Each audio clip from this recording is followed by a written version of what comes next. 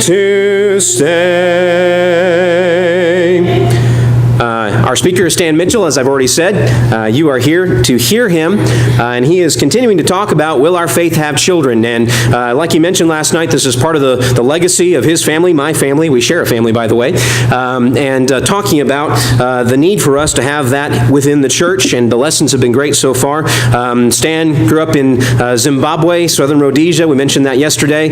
Works at Freed-Hardeman University now, has been there for about 11, 12 years, teaching, helping young people to become great servants within the church, and that's a little bit of a part of what he's been talking about, and of course has multiple degrees, but as you have already seen, his sincerity and love for preaching God's Word is what comes first in his life. So let's have Stan come and preach again to us.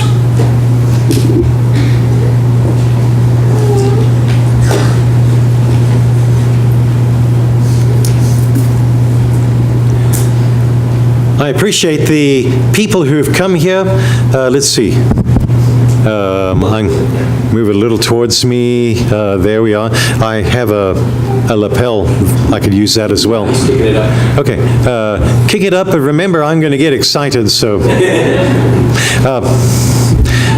My friends from Borger, I'm flattered that you're here, and I'm happy. I kind of secretly hoped some would come just because, I'm not quite back to Borger here.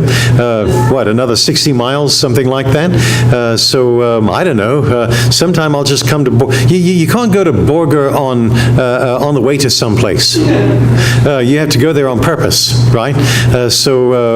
Wheeler, of course, you can go on the, you can be on the way to Borger. There we are. Thank you for coming and for filling my heart in the sense of being able to renew old acquaintances. I said yesterday when Bert and Barbara were here that I had as good a group of elders serving in the Borger congregation as I've ever had anywhere. Kay Littrell, Wes Ballantyne, Bert and Barbara, of course, Vic Bolden, another one who was a part of that. I remember so many times somebody was sick, I'd go to the hospital in Amarillo, and one of my elders would have already been there because they were that kind, or if somebody had passed away or needed some kind of help, one of the elders would be there earlier. So I'd like to express the fact that that's one of the things that makes a church a good church, is a good group of men like that.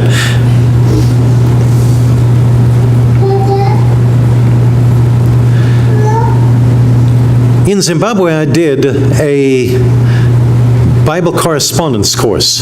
In the end, I probably had something like 7,000 or 8,000 students, and so they would, I would send out these Bible correspondence courses. They would read the Bible passages, fill in the blanks of questions, and send them back. And it worked very well in Southern Africa. I don't know if it would be necessarily the best approach in the United States, but it worked out well there. And I had this student, and I had no idea who he was because he was just a name on the paper, right? His name was David Makunu Nika. This will be on the test afterwards. David Makunu Nika, and he, wrote in. He'd write questions. Mr. Mitchell, I had a question about this or that, and I'd write an answer out to him, something along that line. What was interesting about David is that he seemed a very gregarious, outgoing young man. I didn't know he was a young man at that point, but he wrote me one day and said, Mr. Mitchell, I have been convinced by the lessons I need to be baptized. How can we arrange that? Well, I've been writing to a box number, post box, whatever. And so I wrote him back and said, give me a physical address and I'll be there.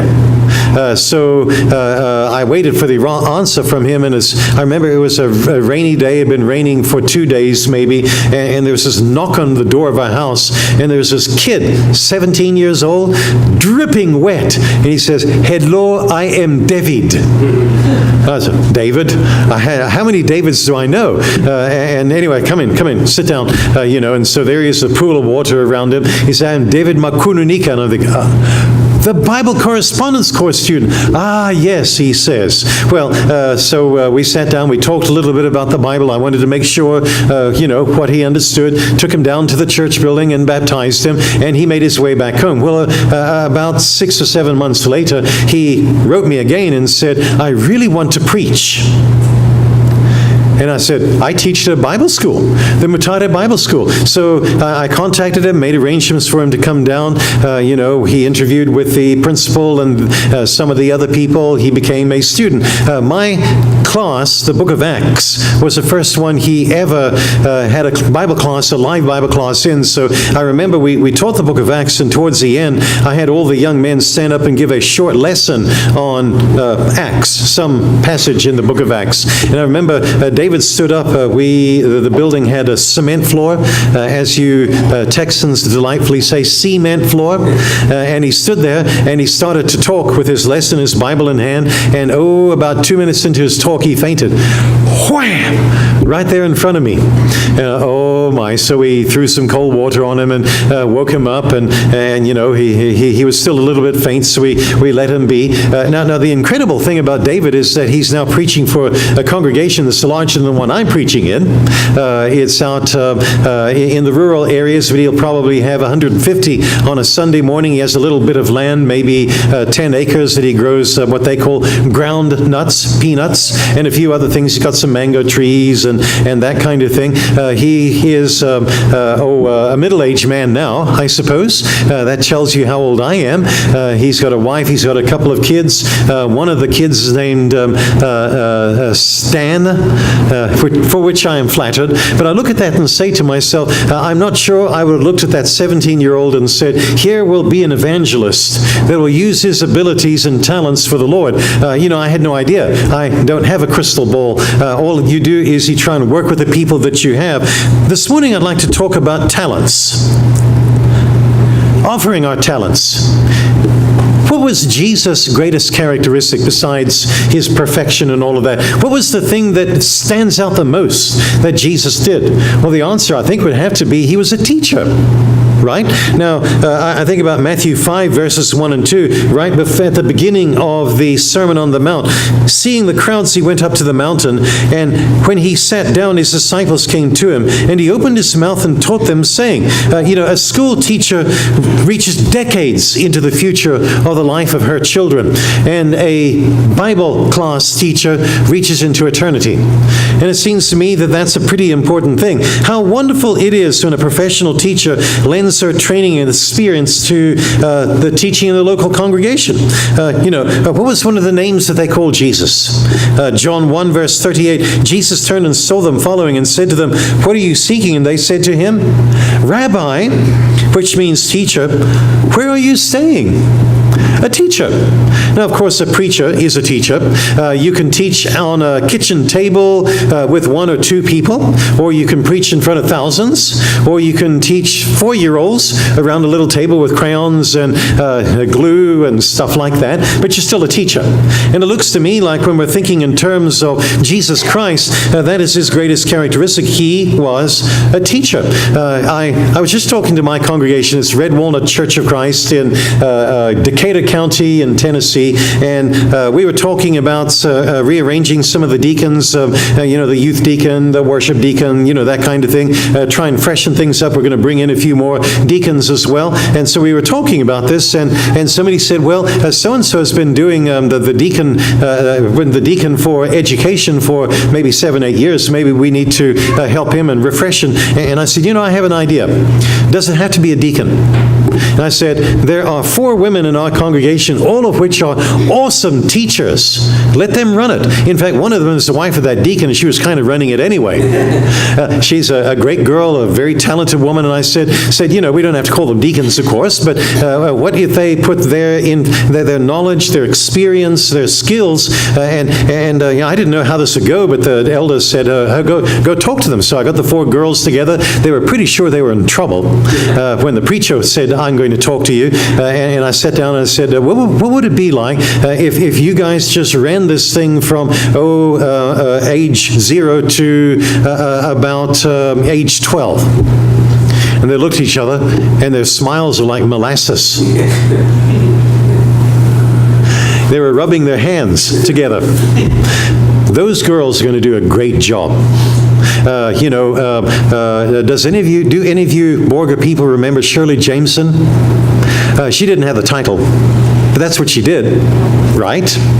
She was a principal, she had been a former teacher, and that's what she did. Now, I guess that's my example of saying, you have abilities, you have training, you have background, talents, the use of talents. Now, I'd like to use a term that we hardly ever use in our everyday language, and that's the term stewardship. Now, stewardship has the idea of taking something that belongs to someone else, but using it in a thoughtful and wise and productive manner. So 1 Corinthians 4 verses 1 and 2 says it this way, "Now this is how one should regard us, as servants of Christ and stewards of the mystery of God. Moreover, it is required of stewards that they be found faithful." Now what Paul is suggesting is that God's given us the gospel, and we're to be good stewards, to use this resource in a wise and thoughtful manner. Can I give you several examples in our everyday life where we don't use the word stewardship, but we use the concept? For instance, a business manager. Somebody says, "I want to start a business." It could be any kind of business, a steakhouse. A steakhouse with good coffee. And so I started in Wheeler, and it seems to work pretty well, and lots of people come, and I'm making enough money to have another steakhouse in Borger. And so I open up a branch there, and think, that really worked well. What about a larger city, one in Amarillo? I've got 3 steakhouses now, but it's really hard for me to be able to run to all of these different locations and keep them running, like juggling, 3 balls or something. And I'm actually thinking of doing another one in Canadian. So I'm doing this, and I say, no, what I need to do is put a manager up there in Borger and another one up there in Amarillo. And when I start the one in Canadian, I'm going to do that too. Now, I own the steak shops, the steakhouses, but somebody else is running it on my behalf. There's a great deal of trust implied there. The money that comes in and out, the integrity of the manager, the skills of the manager making his particular business grow. Here's another one, a politician. I know, I say this with fear and trembling, but every 4 years we send somebody to the White House. It's not their country, it's ours. But we say, for 4 years, can you responsibly and wisely take the resources and lead this nation? And if you don't do the job we want, we'll fire you and put another one in. Was it Will Rogers who referred to politicians as our hired help? That's the kind of idea. Or here's another one, schools. I will never forget the first time I took my beautiful red-headed daughter and led her up to the edge of that first grade classroom, and she didn't even look back. Boy, she hit the ground, went right in there. But I'm standing out there and And the teacher came out and she kind of smiled. She says, you know, I've seen this before. I'll take good care of your daughter. But you know, what was I saying? I was saying, take good care of her. Teach her good stuff. Teach her, educate her, make her able to handle life as an adult in the end. You know, all the teachers that she had down through the years. And yes, I would be very, very angry if one of the teachers abused that trust. But most of the teachers she had were marvelous teachers, and she's herself become a master teacher. And so, yes, that is my most precious commodity, my daughter. Stewardship. You probably are aware of the passage, the parable of the talents. Find, if you would, Matthew 25, beginning with verse 14. Matthew 25, verse 14. Matthew is somewhere in the New Testament. You're welcome. For it would be like a man going on a journey who called his servants and entrusted to them his property. To one he gave 5 talents, to another 2, and to another 1, each according to his ability. Then he went away. He who had received the 5 talents went at once and traded with them and made 5 talents more. So also he who had 2 talents made 2 talents more. But he who had received the 1 talent went and dug in the ground and hid his master's money. Now after a long time, the master of these servants came and settled accounts with them. And he who had received the 5 talents came forward, bringing 5 talents more, saying, Master, you delivered me 5 talents. Here I have 5 more talents. His master said to him, Well done, good and faithful servant. You have been faithful over a little, I will set you over much. Each enter into the joy of your master. And he also who had the 2 talents came forward, saying, Master, you delivered to me 2 talents. Here I have made 2 more talents. His his master said to him, well done, good and faithful servant. You have been faithful over a little. I will set you over much. Enter into the joy of your master. He who had received the 1 talent came forward, saying, Master, I knew you to be a hard man, reaping where you did not sow, and gathering where you scattered no seed. So I was afraid. I went and hid your talent in the ground. Here, you have what is yours. But his master answered him, You wicked and slothful servant, you knew that I reap where I had not sown, and gather where I scattered no seed. Then you ought to have invested my money with the bankers, and at my coming I would have received what was my own with interest. So take the talent from him, and give to him who has the 10 talents, for to him who has will more be given, and he will have an abundance, but the one who has not, even what he has, will be taken away. Now, what do we learn from this fairly well-known Bible passage? I'd like to note several things. First of all, God gives differing talents. Notice that the scripture says that this master, presumably God in the scenario, would go to these people and say, well, this one has 5 talents. He's a 5-talent man. This one will have 2 talents. That one will have 1 talent. I think the Lord understands our capabilities very well. And he's not going to say, you should have 5 talents, even if he knows we should not have that. God is not expecting someone who didn't get the singing gene to lead singing in congregations. He doesn't expect someone who perhaps is not comfortable in a pulpit to preach the gospel, but he does give talents. And I think typically humans will diminish their talents when it comes to serving the Lord, and God says, no, you have 2 talents. Use those. Now, second thing I wanted us to note, the biggest mistake is not to use your talents. That's the thing that got the master upset. Right? 2 individuals used their talents, the third one did not. He didn't say, what's wrong with you? You're a 1-talent man. He said, you didn't use your talent. Folks, do you have an ability? Then use it for the Lord's cause. It's a stewardship question. Right? Okay, number 3, if you use your talents, they will increase exponentially. Did you notice Mr. 5-talent ended up with 10 talents, then ended up with the extra one, the 11th talent, and I bet you the next time the master left and came back, he had 22. Can I suggest this? The talents you feel you have now will not be the talents you have in 20 years. You'll have grown, you'll have developed, or you're supposed to have. Now, how do talents develop and grow? Use them. That's how. I think all of us remember the first time we did anything. The first time we sat down and taught a group of 5-year-olds and wondered, what in the world am I doing with this foreign, alien creatures, 5-year-old kids? I don't have the kid charisma that some people have. But the second time, the third time, you find out, oh, the kids actually like me. There were no riots and civil disobedience, right? Well, there may have been Johnny kind of elbowing Susie, but he's got a crush on her. We understand this. And so we separate them, and we're going to do okay. But my point is that we use our talents, we develop them. We're surprised to find the things that we can do. I think those are things that we're learning from that particular passage. Matthew 24, verse 45.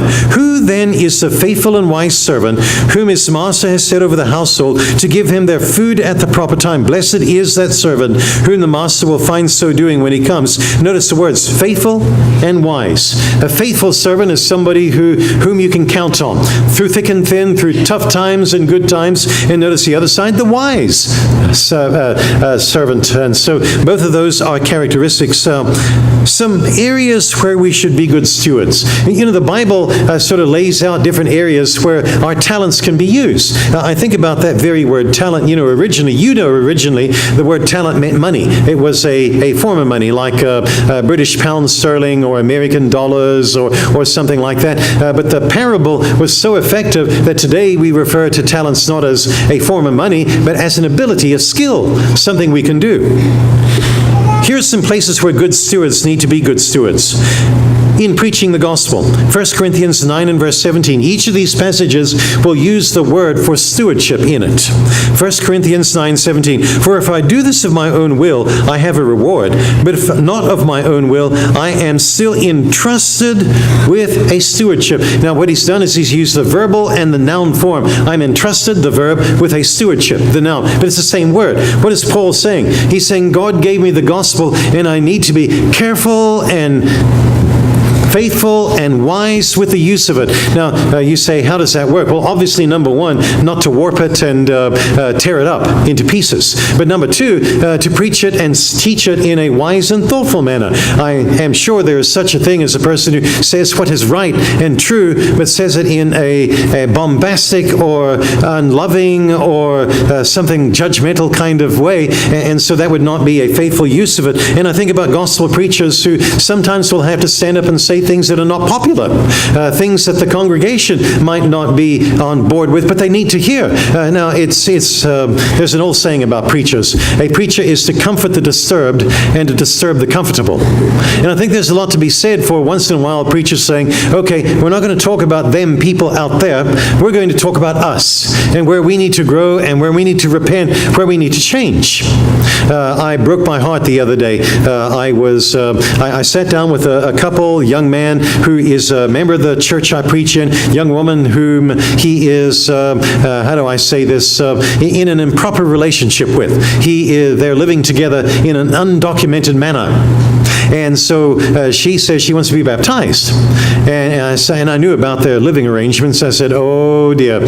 So we sat and talked about it. I said, I know that you two are living together. If you could assure me tonight that you would have separate living arrangements, I could do a wedding ceremony for you for free, and I could baptize you today. And no, they're not sure about that. She says, but I really love him. I would be so lonely without him. My heart went out to her. I understand loneliness, but, I said, okay, this passage in Acts 2, verse 38, y'all know it, right? That says, there's something before be baptized. There's repent. That implies a change of life. Interestingly, he made the comment. He's the one who's a member of the church. I never thought a Church of Christ preacher would turn down somebody for being baptized. And I told him, I know this is not going to be popular, but if I baptize her today, she'll just get wet. Now, sometimes a preacher has to say things that are not popular.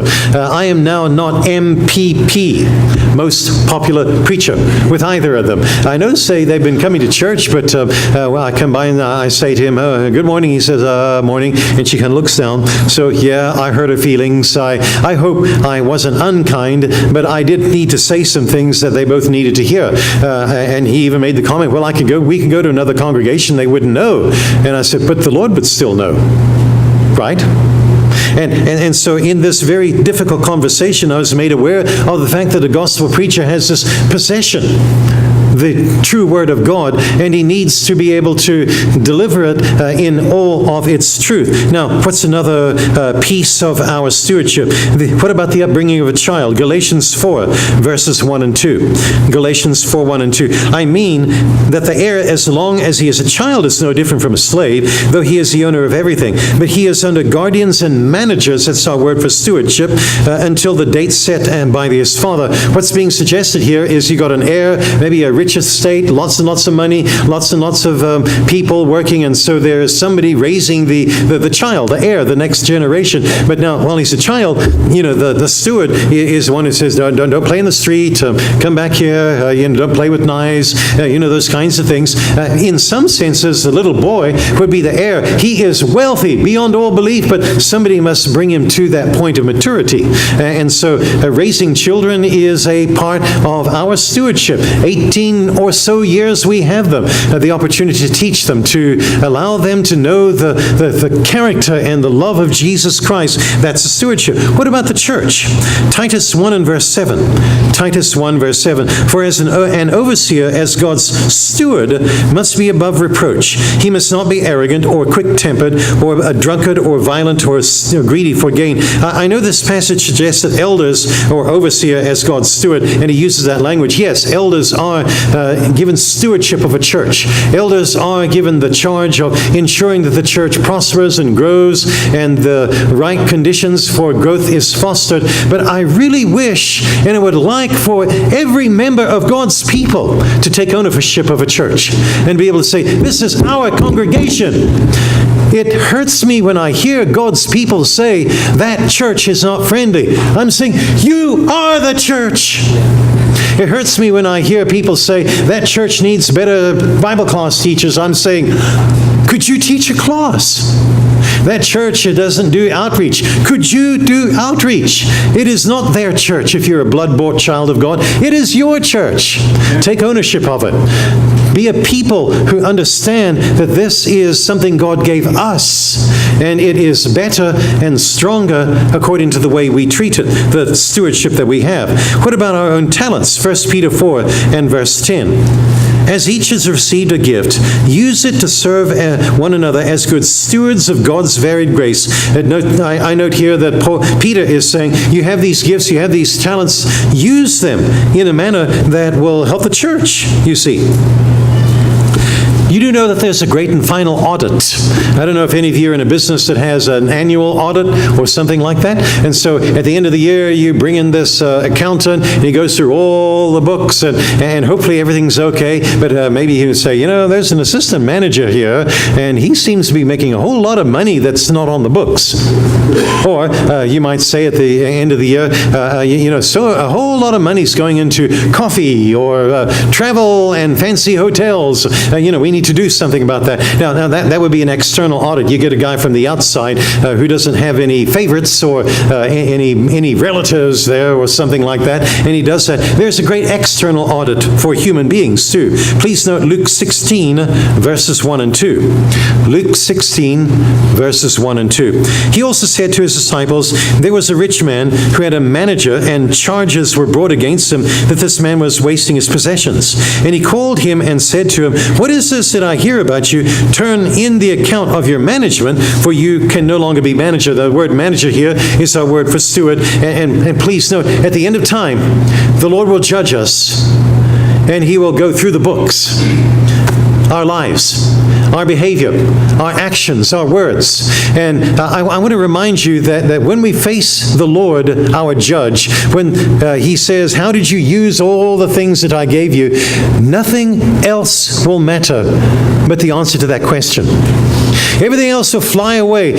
Investments and people and fame and houses and all kinds of things will disappear. And the only thing you will be worried about then is how faithful was I to the God. That would be the only fact that anybody should know about. Now, I think about this and I say to myself, what kinds of things are ours that we need to use? What about our children? I said 20 short years perhaps and they're gone. Are we teaching them God's way? The church. Will we be faithful to the church? Will we relinquish our responsibilities to be a people of the book? I tell my college students back at Freed-Hardeman, you have 4 years here at Freed-Hardeman. I really would like you to plug into a congregation here and develop the habit of being an active member. Those churches would love to have you. A couple of college kids come to a small congregation and they say, ooh, does he lead singing? Does she teach children? Those kinds of things. If you spend 4 years not being an active part of a church, you developed a habit. If you spend 4 years being an integral part of a congregation, that's a lifetime habit. And that's what I tell the young people is you will not magically leave a Christian college and go be an involved member of a congregation somewhere. I don't see how that happens suddenly. I don't see how you change the whole pattern of your life. You know what our kids do at Freed? They read bulletins. Estes is having a fellowship lunch this Sunday. Next week, it's Henderson Church of Christ.